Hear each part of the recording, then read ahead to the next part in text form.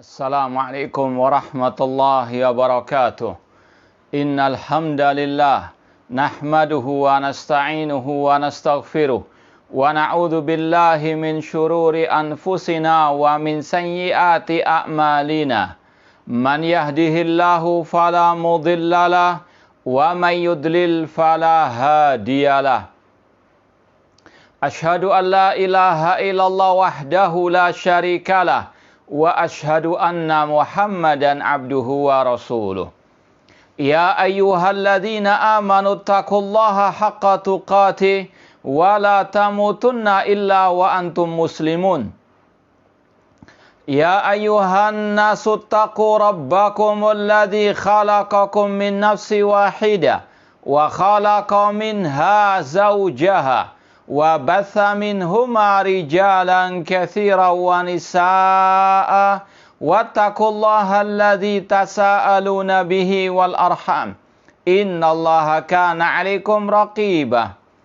Ya ayyuhalladzina amanu taqullaha wa qulu qawlan sadida yuslih lakum a'malakum wa yaghfir lakum dhunubakum wa may yuti'illaha wa rasulahu faqad faza fawzan 'azima. Amma ba'd, fa inna asaqal hadithi kitabullah wa khairal hadi hadi Muhammadin sallallahu alaihi wasallam wa syarrul umuri muhdatsatuha wa kullu muhdatsatin bid'ah wa kullu bid'atin dhalalah wa kullu dhalalatin finnar. Ma'asal muslimin, ikhwani fillah wa akhwati, bapak-bapak, ibu-ibu, saudara-saudariku rahimani wa rahimakumullah. Alhamdulillah, segala puji bagi Allah Subhanahu wa taala yang mempertemukan kita kembali dalam serial kajian akidah Ahli Sunnah wal Jamaah, akidah para sahabat, para tabi'in dan tabi'u at-tabi'in radhiyallahu anhum wa rahimahullahu jami'an. Seperti yang telah kita umumkan, insyaallah pada malam hari ini kita akan mulai kembali kajian kitab baru, meskipun sebetulnya sudah 2 kali kita mengkaji kitab ini. Mungkin yang pertama kali itu lebih dari 10 tahun yang lalu, di kajian hari Selasa juga. Namun ikhwani fillah wa akhwati rahimani wa rahimakumullah, kenapa kita mengkaji kitab ini lagi? Karena yang pertama, kita melihat fenomena yang ada, terutama di sebagian orang-orang yang menisbatkan diri kepada dakwah salafiyah yang mengalami krisis akidah dan manhaj. Kita lihat sebagian mereka sudah menyimpang dari akidah as-salaf ashabil hadis. Mungkin juga mereka pernah mempelajari dan juga pernah mengajarkan. Namun, sebagaimana kata para ulama, akidah salaf ini tidak cukup sekali 2 kali kita ajarkan. Karena namanya akidah harus betul-betul ditanamkan. Betul-betul harus terus-menerus diulang dan dikaji. Dan ini mengingatkan kita kepada wasiat terakhir Asy-Syaikh Al-Allamah Al-Muhaddits Ali bin Hasan Al-Alhabi Al-Athari rahimahullah ta'ala, bahwasanya salah satu kiat menggapai keistiqomahan di atas al-aqidah sahihah yaitu terus-menerus al-istimrar wa daimumah, kata beliau, untuk dirasa wa mudarasah, belajar dan mengajarkan kitab akidah Ahli Sunnah wal Jamaah. Ini poin yang pertama, kita ingin untuk menggapai keistiqomahan tersebut dengan terus-menerus mempelajari dan mengajarkan akidah Ahli Sunnah wal Jamaah di tengah-tengah sebagian orang-orang yang mengaku ahlussunnah atau bahkan dai salafi namun menyimpang dari akidah as-salaf ashabi al-hadis. Naudzubillahi min dalik. Nas'allahu ta'ala as-sabat ala hadil aqidah sahihatal mamat. Ya muqallibal qulub, tsabbit qulubana ala dinik. Kemudian kita memilih kitab akidah as-salaf ashabul hadis oleh Imam As-Sabuni Asy-Syafi'i rahimahullah ta'ala, karena yang pertama dari sisi penulisnya yaitu salah satu ulama Ahlus Sunnah wal Jamaah, apalagi beliau termasuk minal mutaqaddimin, termasuk ulama-ulama yang terdahulu yang hidup antara abad keempat dan kelima Hijriah sebelum Syekhul Islam Ibn Taimiyah rahimahullah ta'ala. Dan ini sekaligus bantahan kepada orang-orang yang menuduh dakwah salafiyah itu hanya mengekor taklid buta kepada Syekhul Islam Ibn Taimiyah rahimahullah. Kita katakan la, kalla. Sekali-kali tidak. Kita mengikuti jejak para salafus saleh bahkan sebelum Syekhul Islam Ibn Taimiyah rahimahullah. Akidah yang kita pegang erat ini bukan karangan Syekhul Islam Ibn Taimiyah rahimahullah. Beliau Syekhul Islam hanya menyampaikan, melanjutkan tongkat estafet ulama as-salaf terdahulu. Di antaranya Imam As-Sabuni rahimallahu ta'ala. Kemudian kita memilih kitab ini juga karena penulisnya bermadzhab Asy-Syafi'i dalam masalah fikih. Kebanyakan orang-orang di negeri kita, kaum muslimin, mengaku pengikut Imam Asy-Syafi'i rahimahullah. Ini kita tunjukkan, ini akidahnya Imam Asy-Syafi'i dan ulama-ulama mazhab Asy-Syafi'i. Di antaranya yang dibawakan oleh Imam As-Sabuni Asy-Syafi'i rahimallahu ta'ala.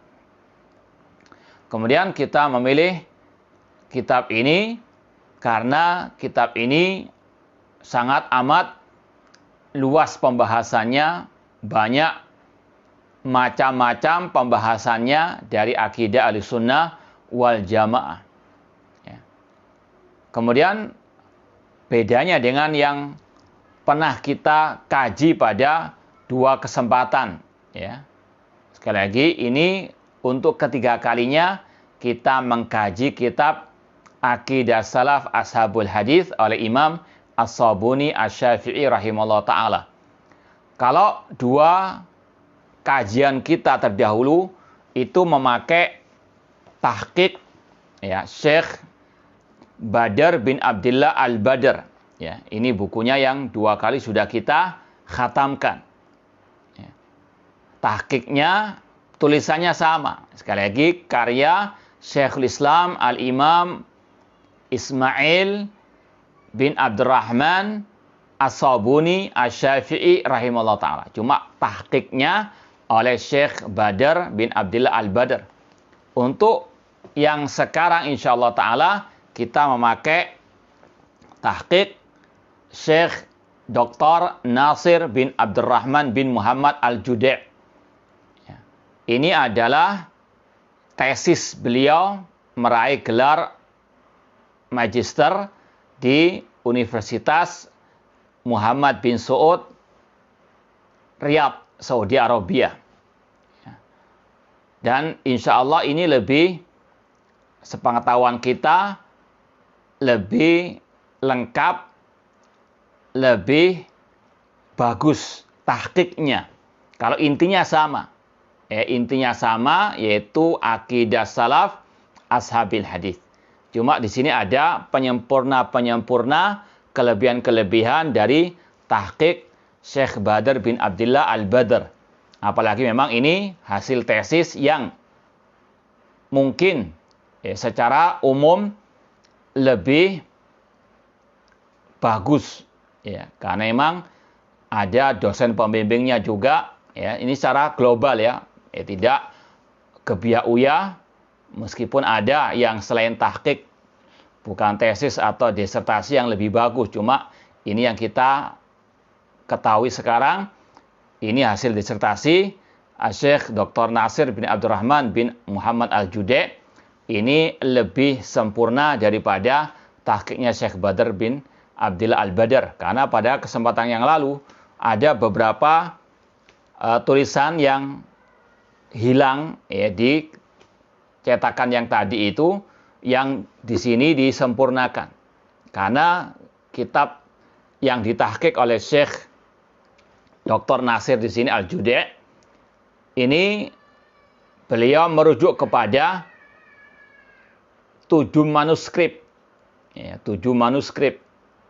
Beda dengan yang tadi. Makanya ini lebih sempurna, lebih bagus insyaallah ta'ala. Meskipun semuanya ada kelebihan, ada kekurangan, cuma ini yang ana rasa lebih sempurna dibandingkan yang tadi. Ya. Ikhwani fillah wa akhwati rahimani wa rahimakumullah. Itu beberapa latar belakang kita membacakan kitab ini dan memilih kitab ini untuk kajian hari Selasa ba'da maghrib insyaallah ta'ala, meskipun masih online, namun insyaallah kita mohon kepada Allah Subhanahu wa taala keberkahan dari thalabul ilmi ini.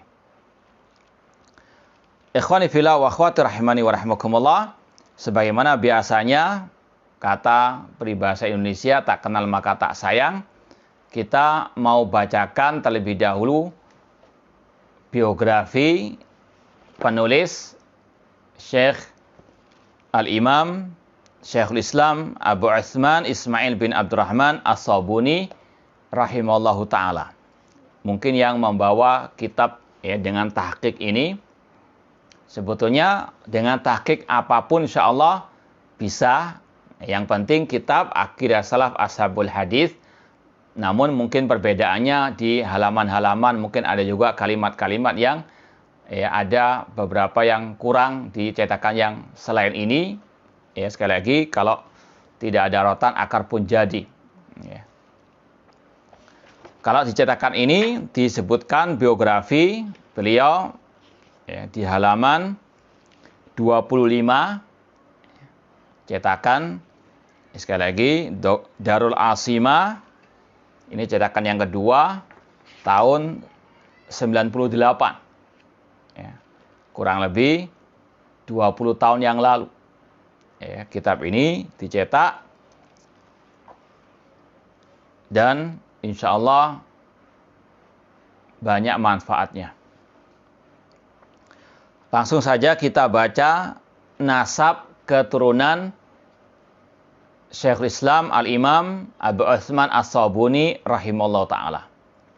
Huwa Abu Utsman Ismail ibnu Abdurrahman bin Ahmad bin Ismail ibni Ibrahim ibni Amr ibni Abid. Nama lengkap beliau Abu Utsman. Ini kunyanya beliau. Kunyanya beliau Abu Utsman. Meskipun dikatakan beliau tidak punya anak yang bernama Utsman. Ya, namun tidak ada masalah. Sebagaimana Aisyah, beliau punya kunyah Ummu Abdillah meskipun beliau tidak punya anak. Tidak ada masalah. Ini kunyah penulis Abu Utsman, namanya Ismail ibnu Abdurrahman ibnu Ahmad ibnu Ismail ibnu Ibrahim ibnu Amr ibnu Abid. Nama beliau sama dengan nama ya, kakek dari bapak beliau. Ismail bin Abdurrahman bin Ahmad bin Ismail. Ya. Abu Utsman Ismail ibnu Abdurrahman ibni Ahmad ibni Ismail ibni Ibrahim ibni Amir ibni Abid. Kemudian dinisbatkan beliau kepada As-Sabuni. Kenapa kok dinisbatkan kepada As-Sabuni? Disebutkan di sini oleh Imam As-Sam'ani bahwasanya beliau disebutkan kepada As-Sabun itu dari kata-kata sabun. Ya. Karena kakek-kakek beliau itu dahulunya pembuat sabun. Kata penulis di sini atau pentahqiq, wa amma lafdzus sabuni faqad dzakara Sam'ani fi kitab Al-Ansab annahu nisbatun ila amali sabun. Dinisbatkan kepada pekerjaan membuat sabun. Membuat sabun. Ya, itu istilahnya profesi keluarga besar beliau, pembuat sabun. Dan ini banyak sekali para ulama yang dinisbatkan kepada profesi.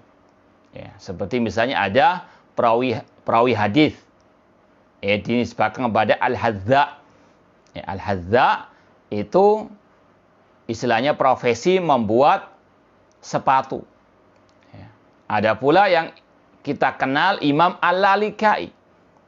Kata para ulama, Al-Lalikai itu bukan nisbat kepada tempat, namun kepada profesi, pekerjaan.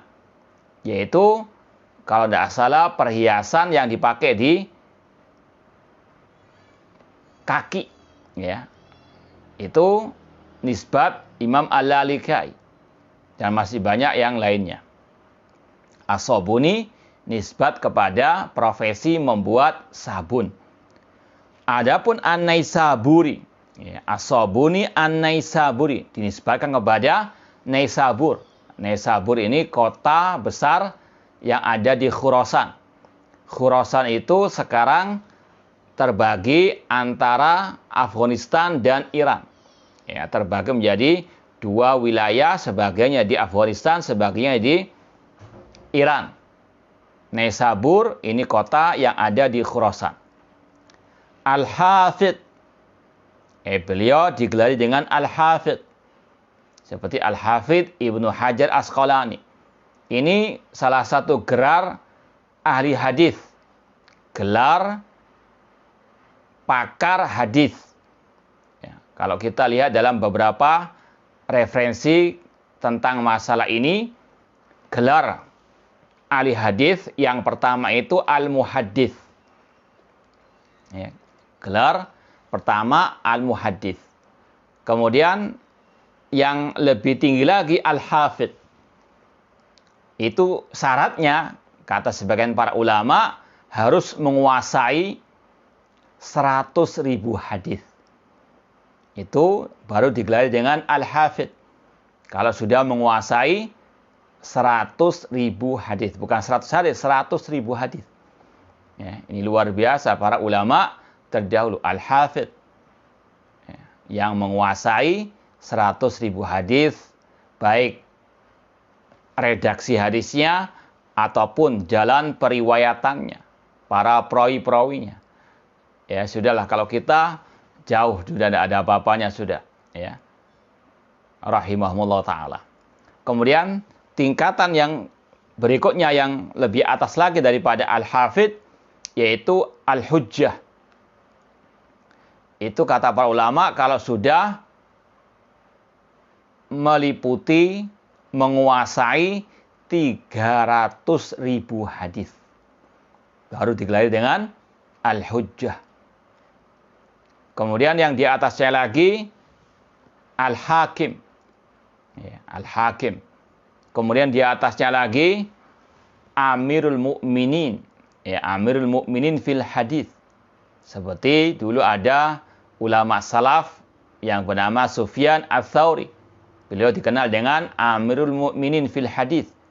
Amirul mu'minin fil hadis. Demikian pula Syu'bah bin Hajjaj digelari dengan amirul mu'minin fil hadis. Itu gelar-gelar kehormatan para ulama al-hadis. Yang di bawah sekali al-muhaddits. Yang kedua al-hafidh. Yang ketiga al-hujjah. Yang keempat al-hakim. Yang kelima amirul mu'minin fil hadis. Penulis kitab ini Abu Ismail Abu Utsman As-Sabuni rahimahullah ta'ala. Beliau digelari dengan al-hafidh. Kemudian al-mufassir, ahli tafsir, al-muhaddits, al-faqih, al-wa'id, ya, yang suka memberikan wejangan. Al-mulaqab bi Syekhul Islam, dan beliau juga digelari dengan Syekhul Islam. Artinya keilmuan beliau tidak diragukan lagi dan telah mendapatkan banyak pujian dari para ulama-ulama ahli sunnah wal jamaah, entah yang semasa dengan beliau atau yang sesudah beliau rahimahumullahu ta'ala. Ini sekali lagi saya ulangi lagi, nasab beliau Abu Utsman Ismail ibnu Abdurrahman bin Ahmad bin Ismail bin Ibrahim ibni Amir bin Abid As-Sabuni An-Naisaburi Al-Hafidh Al-Mufassir Al-Muhaddithu Al-Faqihu Al-Wa'idhu Al-Mulaqabu bi Syekh Islam rahimahullahu ta'ala. Kemudian halaman ke-26, ini kita lompat-lompati biografi beliau karena panjang juga. Tentang kelahiran beliau, tanggal dan tempatnya, Ulida fi Busnaj. Ulida fi Busnaj, ini tempat kelahiran beliau, namanya Busnaj min Nawahi Haro. Beliau dilahirkan di daerah namanya Al-Haro atau Aharo. Itu sebelah barat Afghanistan. Seperti yang kita sampaikan tadi, asal muasal keluarga beliau dari Khurasan tadi. Khurasan sekali lagi sekarang terbagi menjadi sebagiannya di Afghanistan, sebagiannya di Iran. Beliau dilahirkan di daerah Afghanistan, itu kurang lebihnya seperti itu. Finisfi min Jumadil Akhirah, di pertengahan bulan Jumadil Akhirah, sana 73 wa 300 minal hijrah, tahun 373 Hijriah. Tahun 373 Hijriah. Beliau lahir di seperempat akhir abad keempat. Seperempat abad atau seperempat terakhir abad keempat. Qala Abdul Ghafir Al-Farisi, kana abuhu Abdurrahman Abu Nasr min kibaril wa'idhin binaisabur. Ayahanda beliau, yaitu tadi Abdurrahman, merupakan ahli al-wa'd yang memberikan ceramah untuk istilahnya memberikan wejangan, al-wa'id. Fafutika bihi li ajri ta'asub wal madhab wa kutil. Ayah beliau dibunuh oleh sebagian orang yang fanatik madhab. Dan sampai sekarang pun Afghanistan masih dalam keadaan kegoncangan al-fitan. Na'udzubillah min dalik. Dan ini juga mengingatkan kita kepada salah seorang ulama Ahlussunnah wal Jamaah yang dulunya ikut memerangi Uni Soviet di awal-awal jihad di sana, namun pada akhirnya beliau dibunuh oleh sebagian orang yang merupakan kelompok Al-Harakiyin. Sekali lagi, sampai detik ini pun Afghanistan masih bergejolak. Nasallahu ta'ala as-salamata wal afiyah. Wa Ismail ba'da hauli sab'i sinin wa uq'ida bi majlis wa'ad maqama abi. Ketika ayah beliau terbunuh, maka Imam As-Sabuni menjadi pengganti beliau sebagai pemberi wejangan. Pemberi nasihat-nasihat kepada manusia, kaum muslimin khususnya. Padahal waktu itu beliau masih kecil, mungkin belum sampai 10 tahun, namun sudah dikenal sebagai ahlul wa'ad atau al-wa'id. Wa hadara a'immatul waqt majalisahu. Bahkan ulama-ulama besar hadir di majelisnya Imam As-Sabuni ketika memberikan wejangan. Wa akhadha al-Imam Abu Thayyib Sahal bin Muhammad As-Sa'luki fi tarbiyati wa tahyiyati asbabihi. Sepeninggal ayah beliau, ada seorang ulama besar dari mazhab Syafi'i, yaitu tadi Abu Thayyib Sahal bin Muhammad As-Sa'luki, yang menjadi pengasuh, pendidik atau tarbiyah beliau, yang membimbing beliau dan seterusnya. Kemudian pada halaman 28 dikatakan di sini, wa kana As-Sabuni rahimallah yahtarimu al-hadis. Jadi akhir paragraf halaman 28 dikatakan Imam As-Sabuni adalah orang yang sangat menghormati al-hadis wa yahtam bil asanid dan sangat mementingkan masalah sanad. Faqad haka al-faqih Abu Sa'id As-Sukkari an ba'di man yusak bi qaulihi minas salihin anna Sabuni qal. Ada hikayah atau cerita dari orang yang terpercaya bahwasanya Imam As-Sabuni pernah berkata, "Ma rawaitu khabaran wala atharan fil majlis illa wa indi isnaduhu." Tidaklah aku meriwayatkan suatu hadis atau athar di suatu majelis kecuali aku punya sanadnya. Wa ma dakhaltu baital kutub qad illa ala tahara. Dan tidaklah aku masuk ke semisal perpustakaan kecuali aku sudah bersuci bertoharo terlebih dahulu. Wa ma rawaitu al haditha wala aqatul majlisa wala qa'atul tadris illa ala tahara. Tidaklah aku meriwayatkan hadis, tidaklah aku membuat kajian atau aku mengajar kecuali aku bersuci terlebih dahulu. Ini penghormatan beliau terhadap hadis Rasulullah SAW. Kemudian di halaman 31 tentang syuyukhuhu, guru-guru beliau. Kata pentahqiq di sini Syekh Dr. Nasir Al-Judi' li Sabuni rahimallahu taala masyayikhu katsirun. Beliau punya banyak guru. Akhadha anhum al-ahadits wal athar wal ahkam wa sa'ira fununil ilmi. Beliau menimba ilmu dari mereka, ilmu hadis atau hadis Rasulullah SAW dan hukum-hukum syariat dan selainnya dari bidang-bidang ilmu. La'alla abrazahum Ustadzu Al-Hakim Abu Abdullah Al-Hafidh An-Naisaburi. Yang paling menonjol dari guru beliau adalah ulama alil hadis yang juga digelari dengan Al-Hakim, yaitu Abu Abdullah Al-Hafidh An-Naisaburi, imamu ahlil hadis fi asrihi wa sahibu kitab Al-Mustadrak ala Sahihain, yang dikenal dengan Imam Al-Hakim, pemilik kitab Al-Mustadrak ala As-Sahihain. Ini yang paling masyhur dan beliau juga berasal dari Naisabur, tempat tinggal Imam As-Sabuni rahimallahu ta'ala.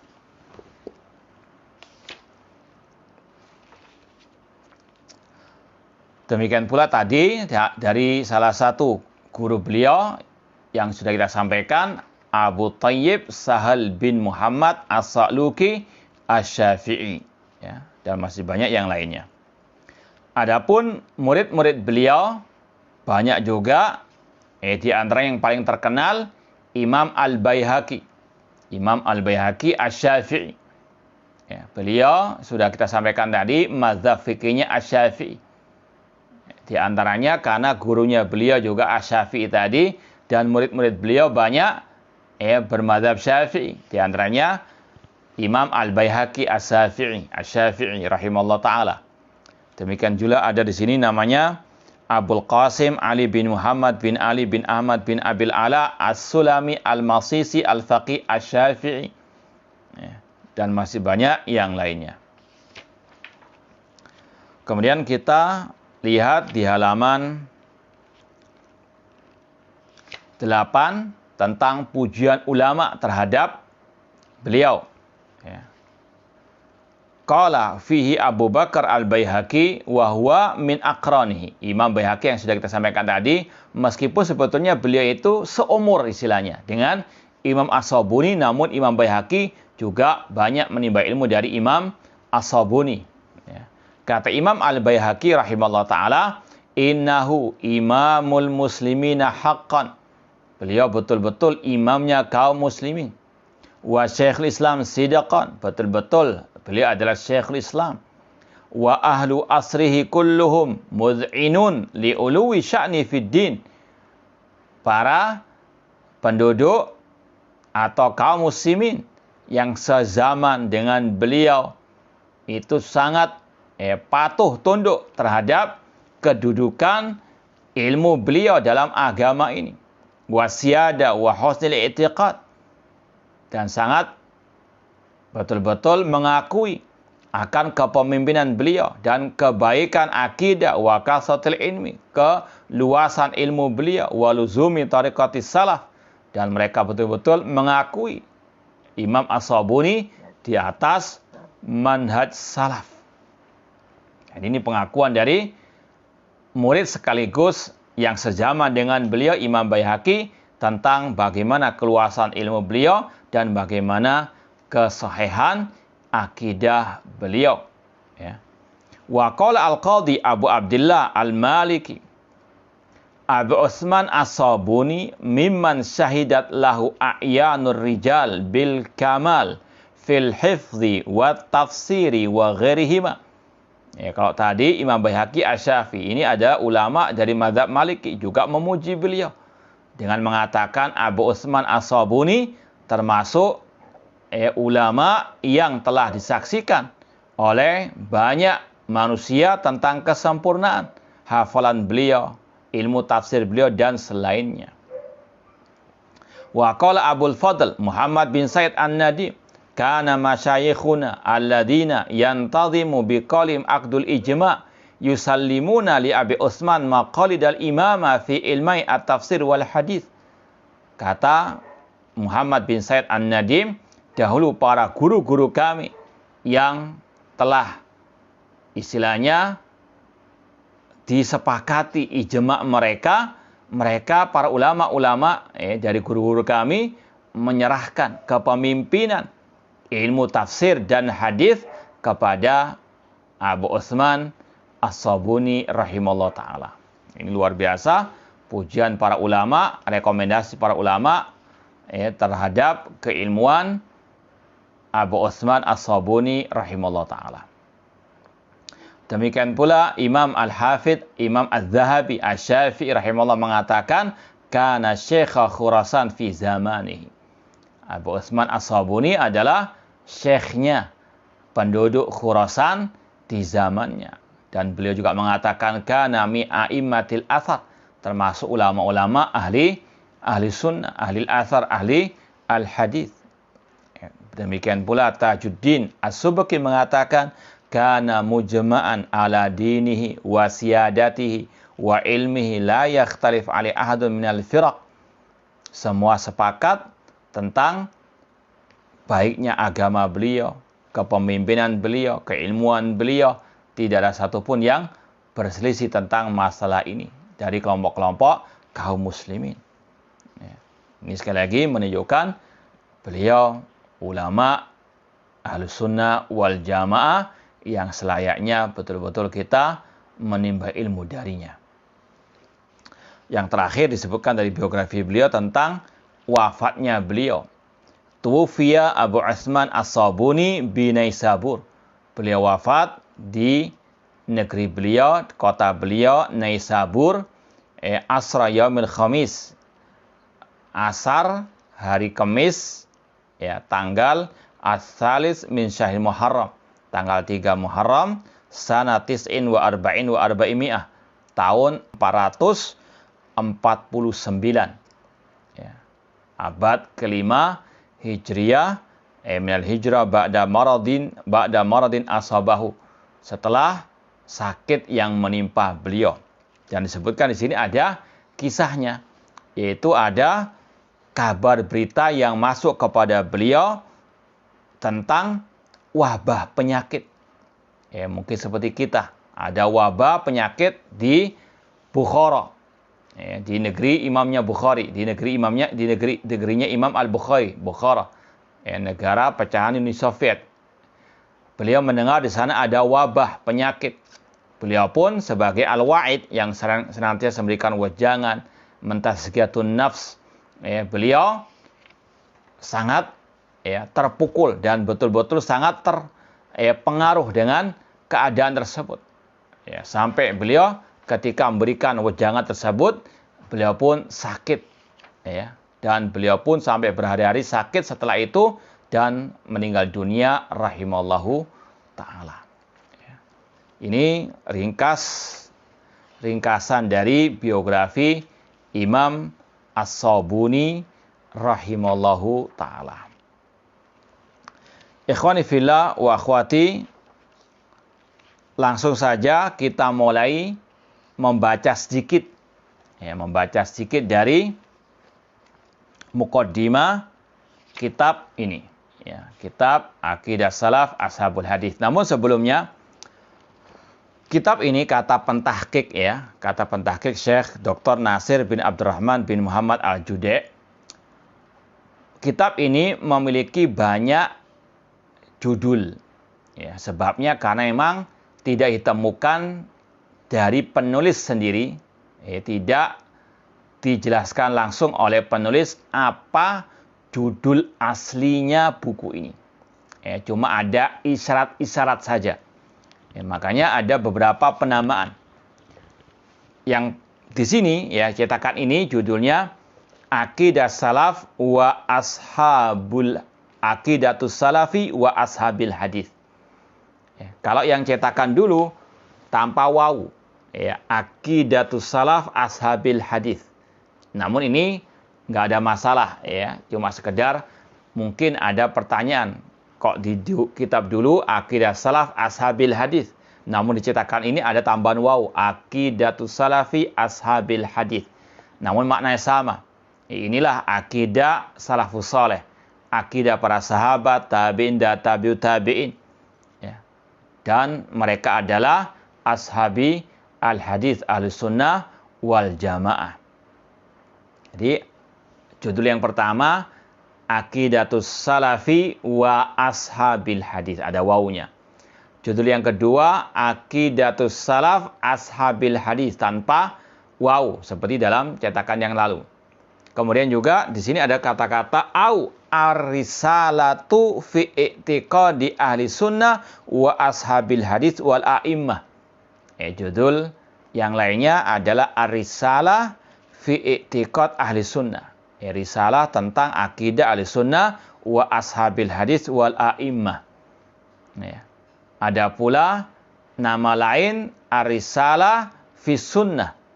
Jadi sekali lagi, jangan kaget kalau ada beberapa penamaan dari kitab ini. Dan itu semuanya ada sandarannya, ada rujukannya. Seperti yang dijelaskan oleh pentahqiq kitab ini. Dan ini salah satu faedahnya kita membawakan tahqiq ini. Biar kita tahu seluk-beluk kitab ini lebih detail. Di antaranya masalah judul. Dan itu salah satu tugas tahqiq. Sudah pernah kita sampaikan, tahqiq itu artinya secara umum yaitu mengeluarkan nas yang ada di manuskrip. Pentahqiq itu mencari manuskrip, kemudian disalin lagi tulisannya itu. Kemudian dibanding-bandingkan kalau ada manuskrip yang lainnya. Karena mungkin ada tulisan yang terpotong, dilihat di manuskrip yang lain. Kemudian di situ akan dijelaskan maknanya, kemudian ditakhrij hadisnya. Itu salah satu bentuk tahqiq. Di antaranya disampaikan oleh Dr. Nasir Al-Judai di sini.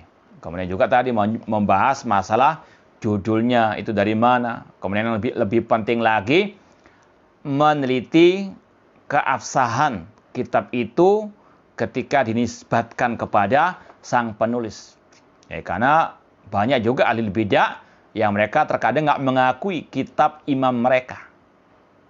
Kenapa demikian? Karena nggak sesuai dengan hawa nafsu mereka, nggak sesuai dengan akidah mereka. Mereka ingkari, mereka tolak. Padahal itu betul kitab imamnya mereka. Makanya itu tugas pentahqiq. Betul-betul meneliti. Betul nggak ini kitab tulisannya Imam As-Sabuni misalnya. Itu ada, sekali lagi, bukti-bukti yang otentik. Seperti dalam tahqiq di sini. Itu sekilas tentang Aqidatus Salaf wa Ashabi al-Hadis awir risalah fi i'tiqad ahli sunnah wa ashabil hadis wal a'immah, karangan Al-Imam Abi Utsman Ismail bin Abdurrahman As-Sabuni. Sekali lagi dengan tahqiq Syekh Dr. Nasir bin Abdurrahman bin Muhammad Al-Judi'.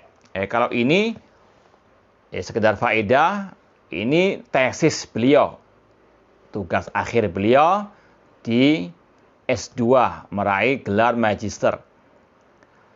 Beliau juga punya disertasi meraih gelar doktor, yaitu kitab beliau ini yang juga sangat luar biasa manfaatnya, judulnya At-Tabarruk Anwa'u wa Ahkamu. At-Tabarruk Anwa'u wa Ahkamu. Ini sangat baik tentang masalah ngalap berkah. Sangat lengkap, sangat luar biasa kitab ini. Tentang masalah tadi ngalap berkah.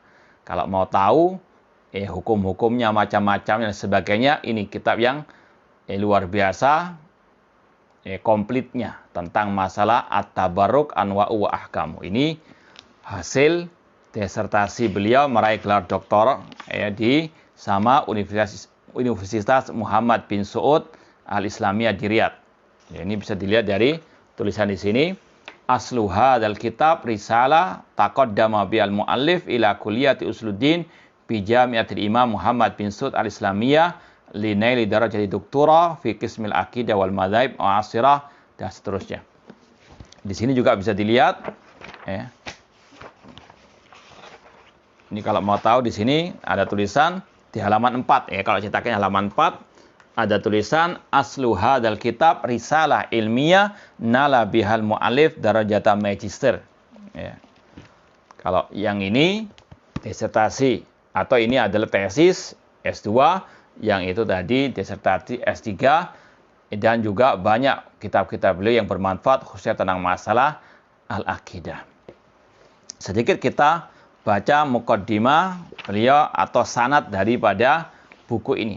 Kalau aslinya, intinya buku ini ada di halaman 155. Di halaman 150. Jadi separuh buku ini ini hasil tahqiq dari pentahqiq Syekh Dr. Nasir.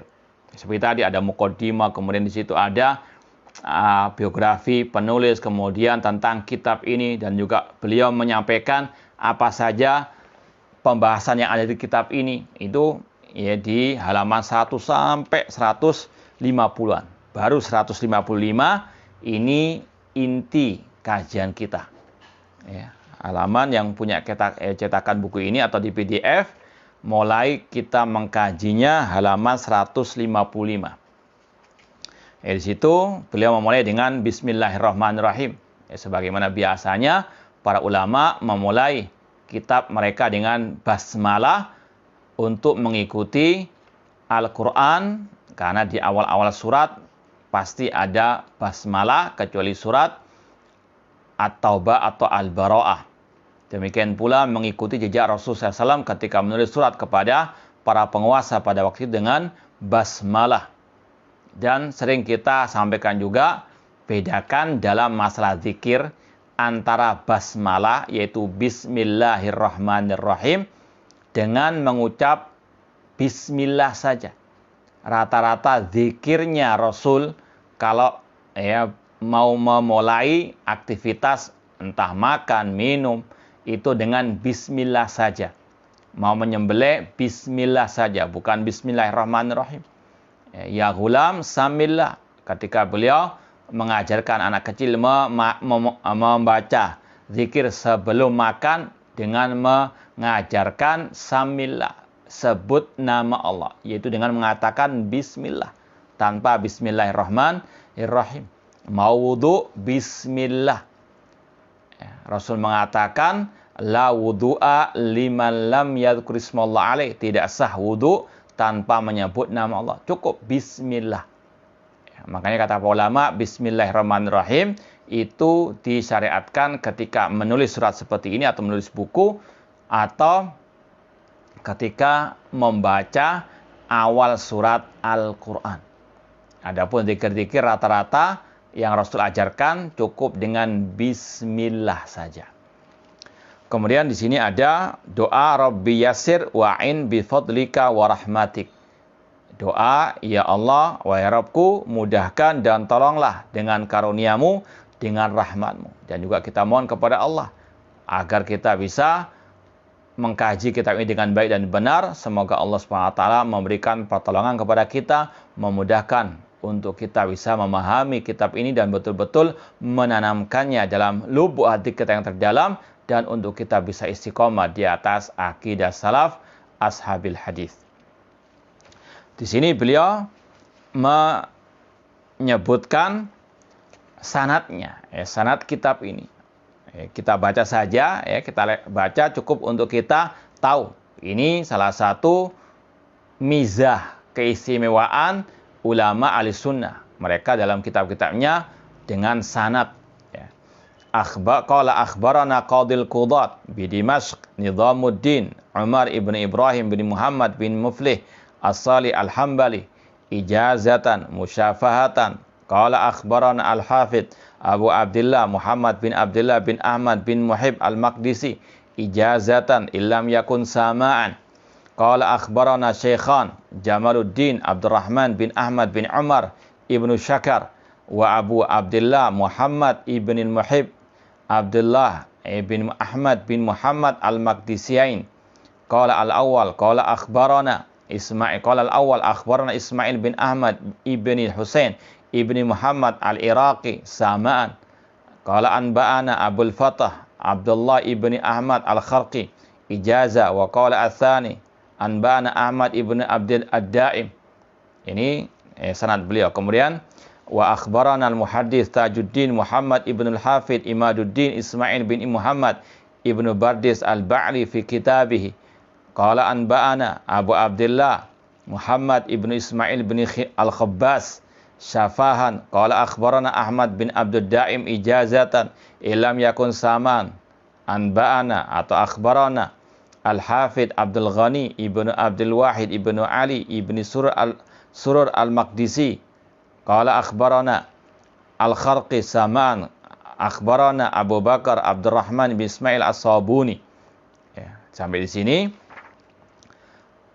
ada kata-kata haddatsana walidi Syekhul Islam Abu Utsman Ismail bin Abdurrahman fadzakarah. Wa akhbarana Qadil Qudat Izzuddin Abdurrahim bin Muhammad bin Furat Al-Hanafi ijazatan musyafaha.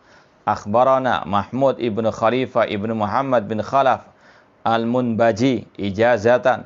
Akhbarana Al-Jamal Abdurrahman ibn Ahmad ibn Umar ibn Syakar bisanadihi qala alhamdulillahi rabbil alamin wal aqibatul muttaqin wa sallallahu ala Muhammadin wa alihi wa sahbihi ajma'in amma ba'd. Ini sampai di sini awal muqaddimah yang disampaikan oleh Imam As-Sabuni rahimallahu taala. Ya, insyaallah pada kesempatan yang akan datang kita akan mulai mengkaji kitab Aqidah Salaf wa Ashabil Hadis oleh Imam As-Sabuni rahimallahu taala.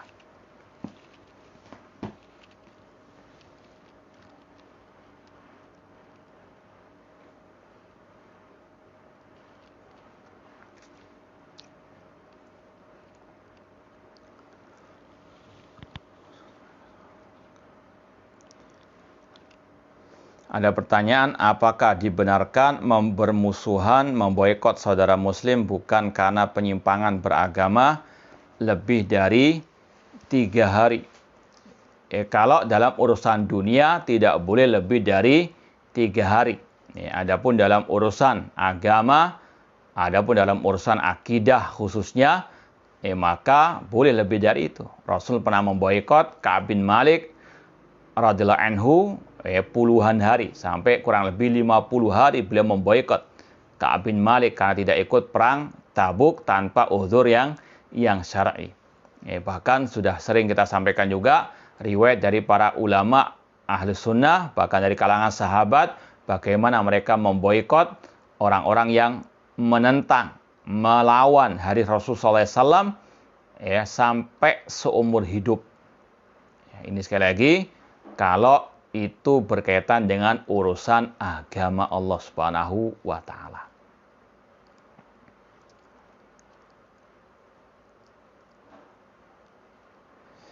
apa benar jika seseorang meninggalkan istighfar atau zikir yang lainnya dengan alasan belum bisa direnungi makna zikir tersebut?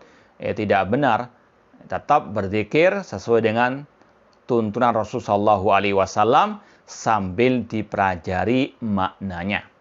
Memang yang paling ideal kita melafadzkan zikir tersebut dan kita memahami maknanya, isinya.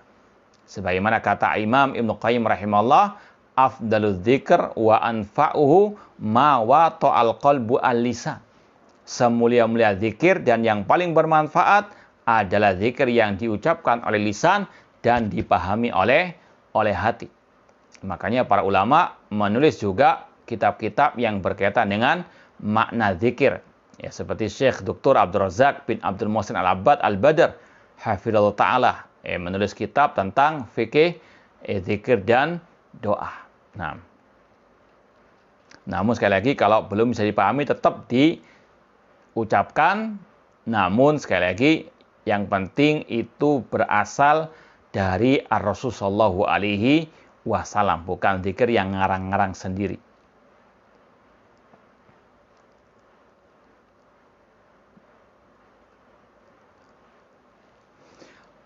Lebih dulu mana sebaiknya membaca buku akidah dari tulisan ustadz-ustadz dari negeri kita atau membaca buku-buku akidah ulama Timur Tengah yang diterjemahkan?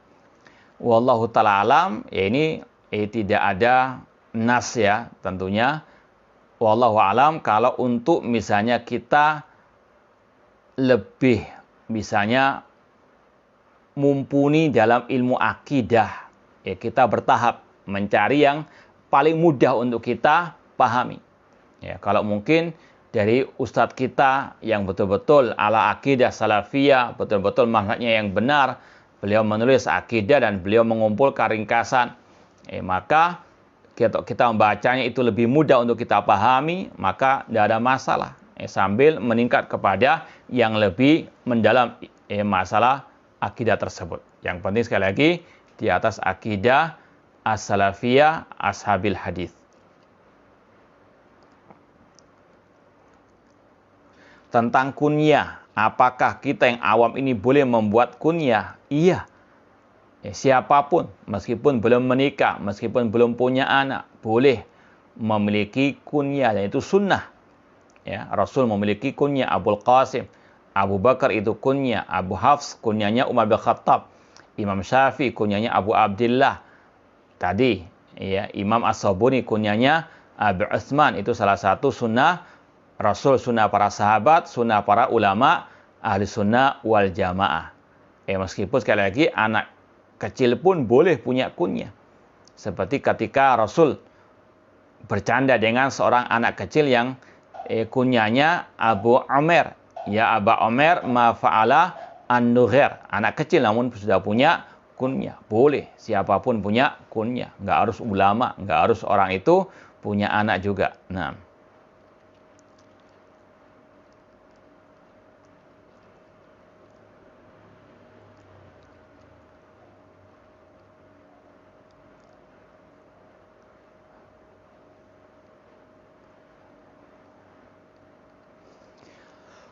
bagaimana jika ada saudara semuslim tidak mau tegur sapa dengan ana dikarenakan beda pemahaman? Jadi ana nanya jadi juga gimana? Jadi malas karena dia yang mendiamkan ana. Bagaimana sikap ana? Kalau misalnya orang itu sudah antum tegur, sudah antum salami namun nggak jawab, ya sudah. Ya, wa ma'alaina illa al-balagh.